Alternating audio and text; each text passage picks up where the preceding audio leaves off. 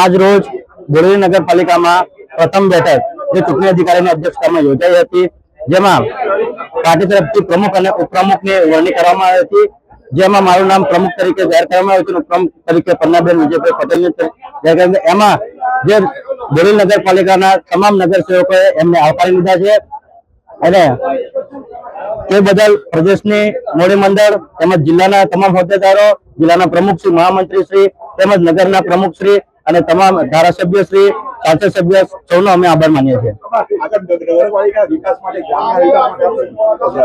આગળ જે લોકોને જે સમસ્યા હશે, લોકોને મળીશું, લોકોના પ્રશ્ન સુધી અમે પહોંચીશું અને તમામ નગર સેવકો ભેગા થઈને અને આના પ્રશ્નને દૂર કરવાનો પ્રયત્ન કરીશું. આવા જ વધુ સમાચારો જોવા માટે સબસ્ક્રાઇબ કરો અમારી YouTube ચેનલને અને જોડાયેલા રહો Facebook, Instagram અને Twitter પર.